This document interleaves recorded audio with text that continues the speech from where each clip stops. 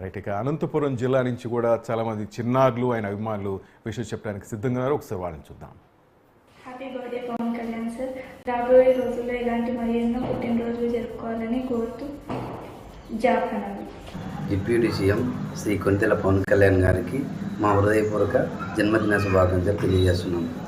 మీరు భవిష్యత్తులో మరింత ఉన్నతమైన పదవులు చేపట్టాలని కోరుకుంటున్నాం. పవన్ కళ్యాణ్ గారికి పుట్టినరోజు శుభాకాంక్షలు. నమస్తే. మా పవర్ స్టార్ పవన్ కళ్యాణ్ గారికి జన్మదిన శుభాకాంక్షలు. రాబోయే రోజుల్లో మరెన్నో జన్మదిన శుభాకాంక్షలు జరుపుకోవాలని, ఆంధ్రప్రదేశ్ ప్రజలకి పూర్తి ఉన్నత స్థాయిలో ముఖ్యమంత్రిగా సేవలు అందించాలని మనస్ఫూర్తిగా కోరుకుంటున్నాము. డాక్టర్ తిరుపతి రంగరావు, పుట్టపర్తి నియోజకవర్గం. సూపర్. చూశారు కదా, చిన్నారుల నుంచి పెద్దల వరకు ప్రతి ఒక్కరు కూడా ఆయనకి జన్మదిన శుభాకాంక్షలు చెప్పడానికి ఎంత ముందుకు వచ్చారు. ప్రతి ఒక్కరి మనసులో ఆయనే.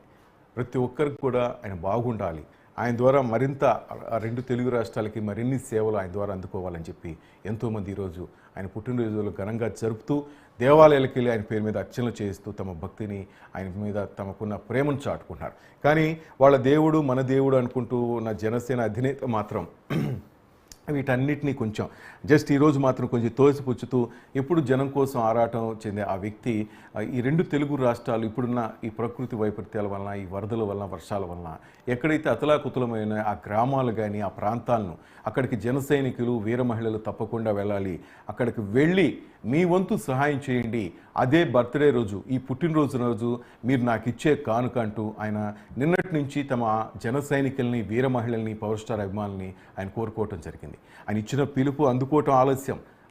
చెప్పాం కదా, ఆయన భావాలు వేరు, ఆయన ఆలోచనలు వేరు. ఆయన ఒక పిలుపునిచ్చారంటే ఆయన అభిమానులు దూసుకెళ్తారు. ఈ నేపథ్యంలోనే అటు విజయవాడ కానీ, అటు గుంటూరు పరిసర ప్రాంతాలు కానీ, ఇటు ఖమ్మం జిల్లా చాలా ప్రాంతాల్లో ఇప్పటికే ఆయన అభిమానులు ముందుకు వెళ్తున్నారు. ఎక్కడికక్కడ తమకు తోచిన విధంగా సహాయం చేయడానికి అక్కడ అభిమానులంతా దూసుకొస్తున్నారు.